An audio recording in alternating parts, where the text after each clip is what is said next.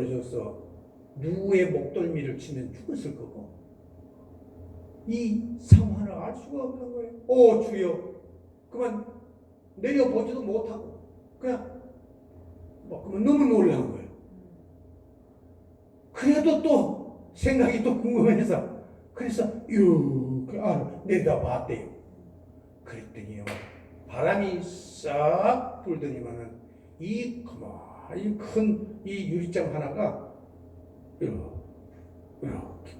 이렇게 꼭 나비가 날아가듯이 이렇게 그 바람에 날아가서 그 건너편에 있는 스레트 지붕 위에 살짝 가다. 감옥에 가느냐 아니면 어떻게 되냐 모르는 그런 찰나였어요. 그걸 보고는 충격을 대단히 입은 거예요. 그래 어머니한테 얘기를 해가지고 목사님 예배 좀 드려달라는 거예요. 무슨 예배입니까? 감사의 예배죠. 여러분, 하나님이 가만 계실 것 같습니까? 우리가 크든 작든 우리의 모든 삶에 하나님은 반드시 관여하십니다. 하나님이 함께 하시면 내가 신념을 가지고 하는 일이 마칠 때까지 하나님은 내 곁을 떠나지 아니하십니다. 심지어 죽음의 위험도 비켜갈 줄로 믿기 바랍니다. 내게 능력 주시는 자 안에서 내가 모든 것을 할 수 있느니라 말씀해 주셨습니다. 인간은 때로 이유를 알지 못하는 괴로움, 끝이 보이지 않는 답답함을 가질 때가 있습니다. 왜 하나님이 나에게 이 참혹한 소외감을 주시는가? 그것은 깨어 있으라고 하는 하나님의 사인입니다. 전쟁의 위험 속에서라도, 사업의 실패 후에도, 인간의 배신감에도 절망하고 좌절하지 말고 깨어 기도하면 하나님이 그 이유를 알게 하시고 길을 보여주십니다. 아무리 심한 어려움이라도 죽음보다 더 하겠습니까? 인생의 길에는 항상 시험이 도사리고 있음을 알아야 합니다. 비록 어려운 길이라 할지라도 건너편의 목적지가 건설적이고 발전적이라고 생각되면 시간이 걸리더라도 거기로 가십시오. 그것이 빨리 가는 길입니다. 사람들은 자꾸 제일 좋은 거 이렇게 얘기를 하는데 그러지 마시고 지금보다 더 좋게, 지금보다 한 단계 더 낫게 이렇게 점진적인 발걸음으로 인생의 산을 오르는 각오를 하십시오. 그러면 반드시 그 다음에 좋은 순서가 오게 되어 있습니다. 이 세상이 이렇게 어둡고 삭막할 때에 이 세계사의 뒤안길에 바로 여러분이 살아가는 그 기록이 있습니다. 주위에서 기대하는 그런 신앙인이 되도록 하십시오. 네 번째, 질병으로 고난을 당할 때 이렇게 하라. 성경을 가르쳐 주셨습니다. 사람들이 흔히 자기에게 당하는 모든 일을 겉모양만 보고 말하기가 쉽습니다. 우리가 흔히 주위에서 보면 저 사람 참 건강하다, 참 건강하다 이렇게 말하지요. 속 압니까? 몸 속에는 어떤 질병이 진행되고 있는지 잘 모릅니다. 우리는 이제 이 세상에서 염려해도 소용없는 그런 생각을 하지 말고 미래를 위해서 생산적인 생각을 하면서 삽시다. 우리 주위에서 보면 내가 더 젊어졌으면, 내가 더 예쁘게 태어났으면, 나의 운명이 달라졌으면, 내가 다른 나라 사람으로 태어났으면, 내가 다른 시대에 태어났으면, 이런 비현실적인 말 해도 소용없잖아요. 그런데 그런 말을 하거든요. 우리 거기에 매여 살지 말고 현실을 현실로 받아들이고 우리 주어진 인생에 하나님이 나에게 주신 몫이 있음을 깨닫고 최대한 행복의 몫을 많이 찾으면서 살아갑시다. 질병도 보면요, 질병의 원인으로는 영적인 원인도 있고 정신적인 원인도 있고 환경적인 원인도 있고 육체적인 원인도 등 다양합니다.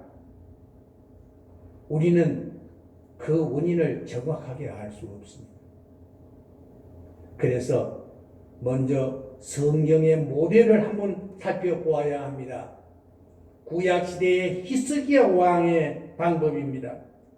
그가 자신도 알지 못하게 병이 들었습니다. 죽게 되었습니다. 히스기야는 얼굴을 벽을 향하고 여호와께 진실과 전심으로 눈물을 흘리면서 기도드렸다고 그랬습니다. 그래서 병 고침을 받았죠. 회개와 눈물의 기도가 진로 수정도 되는구나. 우리에게 이렇게 가르쳐 주었습니다.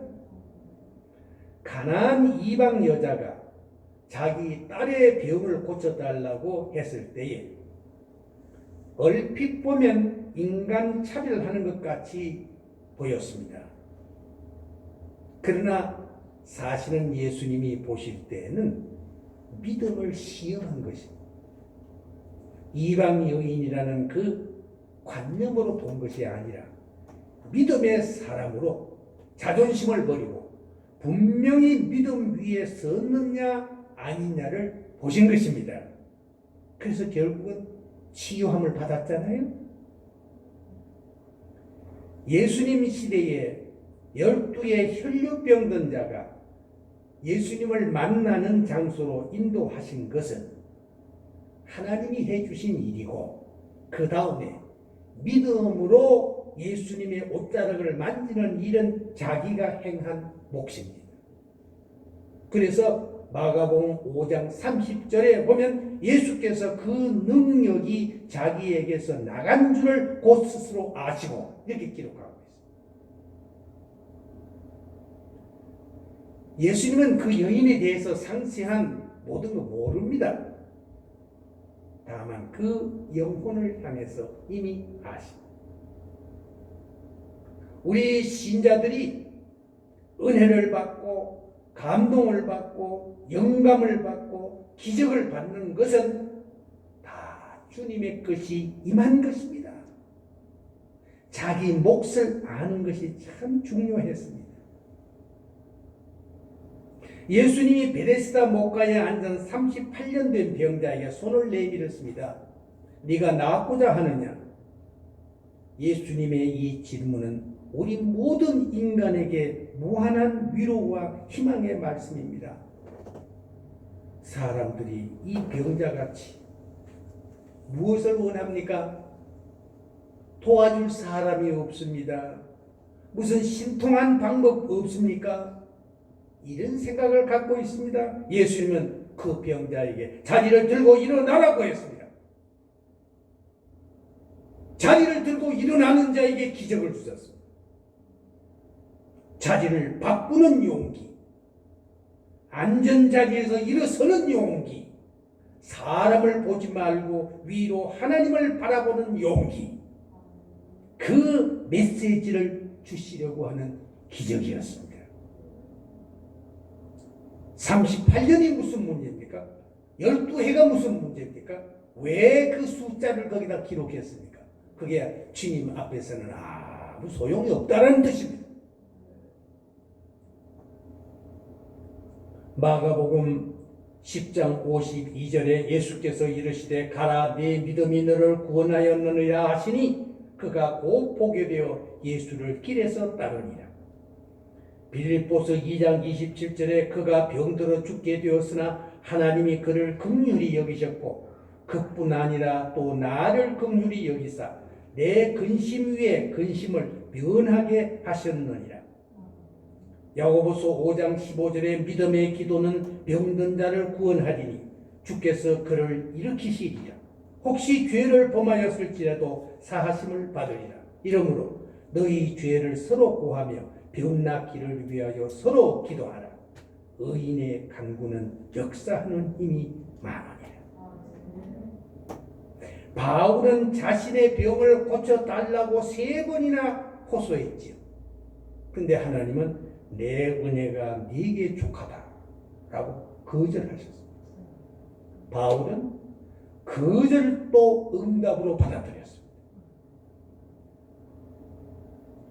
너를 관리하고 있다는 주님의 응답으로 받았습니다. 우리는 이러할 때 주님께 맡기는 길밖에 없습니다.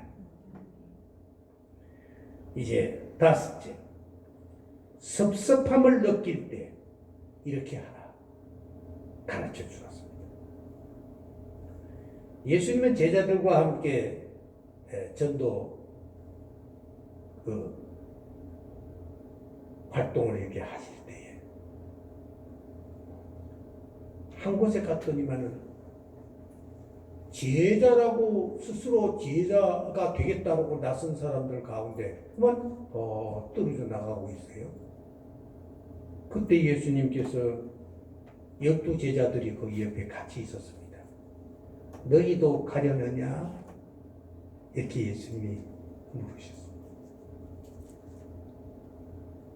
이때 예수님의 그 심정은 저들은 아직 하늘의 소식을 받아들이기에는 미흡한 상황이라는 것을 알고 계셨습니다. 제자로 자원하였으면서도 단숨에 저버리고 가는 것에 대해서 섭섭함도 있었으리라고 봅니다. 그때 베드로의 대답이 뭐입니까? 영생의 말씀이 주께 있사오니 우리가 네게로 가오리까? 그때 예수님이 마음에 기뻐했습니다. 그 후 예수님이 가이사랴 빌립보 여러 마을로 나가실 때 제자들에게 노중에서 사람들이 나를 누구라고 하더냐 그렇게 물으셨습니다. 제자들은 예수님께 여론을 알려드렸습니다. 예수님이 중요하게 생각하신 것은 사람들의 견해나 해석이나 관점이 중요한 것이 아니라 너희는 나를 누구라고 하느냐입니다. 너는 나를 누구라고 하느냐? 너는 어떻게 믿고 있느냐? 너는 하나님 앞에서 지금 어떤 자세로 신앙생활을 하고 있느냐? 이걸 물으십니다. 베드로가 대답하기를 주는 그리스도시요 살아계신 하나님의 아들이십니다 라고 했을 때 예수님은 베드로에게 바요나 시모나 네가 복이 있도다. 이를 네게 알게 한 이는 혈육이 아니요 하늘에 계신 내 아버지시니라. 기뻐하셨습니다. 이것을 우리는 신앙 고백이라고 그렇게 말하죠. 미국의 어느 선교사님이 이제 선교회를 다 마치고 귀국하는 길이었습니다. 사실 그 목사님들이 은퇴하고 난 다음에 굉장히 그 마음에 허전함이 있습니다. 선교사도 마찬가지입니다. 지금 우리 한국에 앞으로 굉장한 문제점이 지금 나타난다라고 저는 보고 있습니다. 그것은 이제 선교사님들이 은퇴할 때가 됐어요. 그래서 지금 이제 귀국해 오는 때가 됐는데 이들에 대한 뒤처리가 준비가 되어 있지 않아요. 그래서 지금 앞으로 굉장한 어려움이 있을 것이라 지금 봐지는데 미국도 마찬가지입니다. 그래 이 선교사님이 이제 귀국하는 길이었는데 마침 같은 비행기에 그 유명한 어느 정치가도 함께 타고 있었답니다. 그래 같이 이제 도착해서 트랩을 내려오는데 플랜카드를 들고 환영하는 인파가 대단했습니다. 이 선교사는 자기를 환영해 주는 것인 줄 알고 내려오면서 손을 흔들면서 그렇게 내려왔더니 나중에 알고 보니까 그 정치가의 귀국 환영이었습니다. 그는 한평생 목숨 바쳐 주의 일을 하고 돌아오는데 나를 반겨주는 사람은 한 사람도 없는 데 대한 실망에 가득 찼습니다. 그래서 그 길로 친구 목사에게 찾아갔습니다. 내가 오늘 이렇게 해서 대단히 섭섭했다. 그렇게 하니까 그 친구 목사가 위로하기를 자네 환영식은 천국에서 준비되어 있네. 사실이죠. 우리가 이걸 잊어버리고 살 때가 많아요. 여러분, 지금 교회에서 행하는 일 때문에 다른 사람이 나를 섭섭하게 하고 알아주지 않고 그런 일이 있지요? 섭섭해하지 마세요. 저 위에 준비되어 있습니다. 상 주실 준비가 되어 있어요. 마지막으로 무력함을 느낄 때 이렇게 하라라고 가르쳐 주셨습니다. 엘리 제사장 얘기를 하겠습니다. 그에겐 두 아들이 있었지요. 그 구약 시대 때는 제사장은 그 아들이 이어갔습니다. 이 두 아들은 제사장 직분을 맡으면서도 하는 척 하다가 하나님이 그들을 그대로 두지 않으셨습니다. 하나님을 향해서 사랑하는 척, 직분을 감당하는 척, 봉사하는 척 하다가는 하나님의 보호에서 점점 벗어나게 되는 것입니다. 하나님이 방치하시면 이 악한 사탄은 마음에 스며들어서 어두움을 부립니다. 그래서 정욕과 부정적인 사고와 피곤함과 우울함과 무력함과 불안과 자포자기 등을 일으킵니다. 어느 목사님이 한 선교사님의 부인을 만났습니다. 그래서 이렇게 질문했습니다. 사모님의 사명은 무엇이라고 생각합니까? 그랬더니 저는 그저 남편 잘 섬기고 자식 뒷바라지 하는 것이 일생의 사명입니다. 그렇게 대답했습니다. 그래서 그 목사님이 사모님의 사명은 잘못되었습니다. 하나님의 영광을 위하여 다시 세우십시오. 그렇게 얘기했습니다. 그러나 그 부인은 그 귀한 충고를 듣지 않았습니다. 이 부인은 중년이 넘었으면서 우울증에 빠지기 시작했습니다. 그토록 사랑하던 선교사 남편은 선교 사업에 거기 바빠서 아내를 제대로 챙기지 못했습니다. 딸이 있었는데 딸이 어렸을 때는 귀엽더니만은 차차 성장해 갈수록 자기 삶을 찾아서 엄마에게서 멀어져 갔습니다. 딸이 성장해서 집을 떠나서 대학 기숙사에 들어갔습니다. 부인은 딸의 방문을 열어놓고 히스테리 증세를 보이면서 울기 시작했습니다. 남편 선교사는 일이 더 많아 밖에 있는 시간이 늘어나자 부인은 더욱 더 신경쇠약증에 빠졌습니다. 무서운 고독증과 자학증이 부인을 점점 파멸로 몰아갔습니다. 늘 아무도 나를 인정해 주지 않는다. 나는 살아갈 의미가 없다. 그렇게 말하면서 비관했습니다. 그러다가 남편이 모아놓은 돈을 몰래 빼내서 비싼 옷을 사들이기 시작했습니다. 한순간은 재미가 있었습니다. 위로가 되었습니다. 낭비는 위로를 가져왔습니다. 그러나 돈은 이내 바닥났습니다. 마침내 수면제로 하루에 15시간씩 잠을 자기 시작했습니다. 수면제를 자꾸 먹는 것은 삶의 모든 가치를 포기하고 죽음을 기다리는 상징이 되어버렸습니다. 이걸 뭐라고 말합니까? 무력증이라고 말합니다. 무력하면 무력증으로 질병으로 변하기 쉽습니다. 이것은 대단히 위험한 징조입니다. 우리에게 주어진 이 현재의 시간은 내가 만들기에 따라서 변할 수 있는 그런 인생 제조의 순간입니다. 행복과 불행은 바로 옆에 있어요. 내가 어느 것을 선택하느냐에 따라서 변할 수 있는 버튼을 내가 잡고 있습니다. 편한 것만 자꾸 잡으면 그 다음에는 바로 옆에 있는 어려운 것이 찾아와요. 당장 눈에 좋은 것만 잡으면 다음 페이지에는 잡기 어려운 것이 옵니다.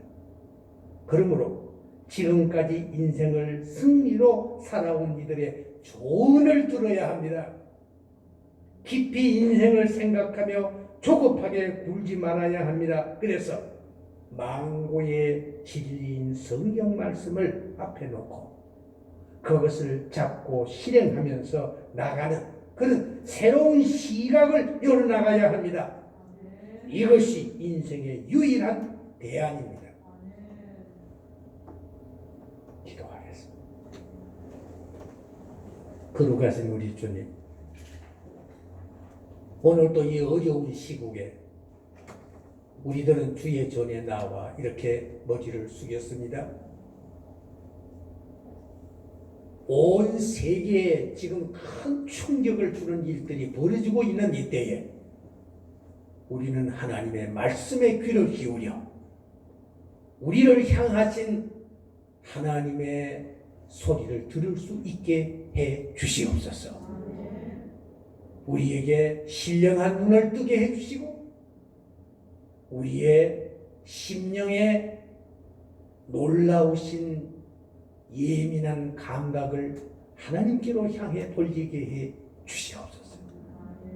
그래서 이러한 어려운 때일수록 하나님의 역사하심은 더 강하게 일어남인 줄 알고 우리 주님을 향해 기도를 쉬지 않게 하여 주시옵소서. 오늘도 우리가 이렇게 예배를 드립니다. 주여 우리의 예배를 받아주시고 여기 머리 숙여 기도하는 성도들의 심령 속에 주여 주여 놀라운 역사로 함께해 주옵소서. 말씀하여 주옵소서. 꿈으로라도 가르쳐 주시옵소서.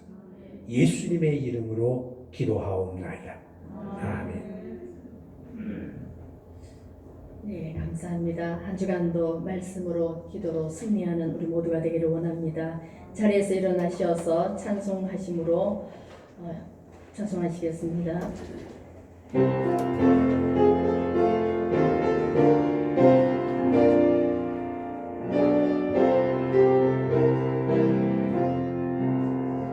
거친 세상에서 실패하거든 그 손 붙잡은 먼저라 모든 일 하다가 힘을 얻으리 그 손 붙잡은 먼저라 그 손 붙잡은 먼저라 그 손 붙잡은 먼저라 주가 널 지키며 인도하시리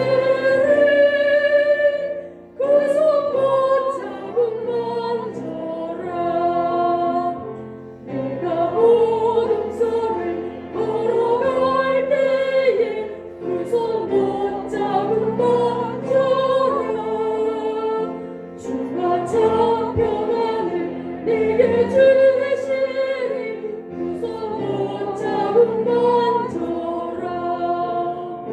그 손모자 만져라 그 손모자 만져라 주가 널 지키며 인도하시리 그 손모자만 만져라 내가 부활의 주 따라가려면 그 손모자만 만져라 내가 주 안에서 길이 살리라 그 손모자만 만져라 그 손모자만 만져라 그 손모자만 만져라 주가 널 지키며 인도하시리 그 손모자만 만져라 너의 죄악의 짐 무거울 때에 그 손모자만 만져라 너의 별보서 길을 보셔라 그 손모자만 만져라 그 손모자만 만져라 그 손모자만 만져라 주가 널 지키며 인도하시리 그 손모자만 만져라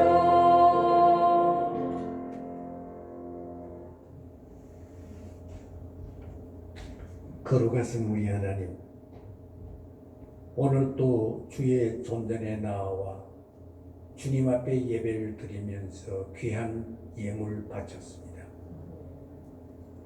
지금 인터넷을 통해서 하나님 앞에 예배 드리는 주의 사랑하는 자녀들도 주님 앞에 드리는 예물 주께 바치고 있습니다. 주께서 이 모든 손길 위에 복을 내려 주옵소서. 이제 주의 말씀대로 살려고 11조 예물 바친 이들에게 말씀대로 꼭 이루어진다는 체험을 할 수 있게 복을 내려주시고 여러 가지 감사 예물을 드리는 이들 있습니다. 주께서 감사의 일들이 더욱 넘쳐나게 하여 주시옵소서. 또한 곳곳에서 봉사하는 이들이 있습니다. 주님께서 그 모든 것도 다 예물로 받아 주옵소서. 하나님, 이제 이 손길 위에 복을 내리시사, 이 발걸음 위에 복을 내리시사, 세상에 나아가 일할 때에 이 손 닿는 곳마다, 이 발걸음 옮기는 곳마다 주의 역사가 나타나게 하여 주시옵소서. 그래서 믿음으로 승리하는 삶을 매일매일 감사하며 사는 생활 되게 해 주옵소서. 주 예수 그리스도의 크신 은혜와 아버지 하나님의 지극하신 사랑과 성령님의 교통하심이 주님을 향해 지금 뜨거운 가슴으로 기도하는 주의 사랑하는 자녀들, 인터넷 앞에 있는 주의 자녀들 머리 위에 지금부터 영원토록 함께 계시옵기를 간절히 축원하옵나이다. 아멘.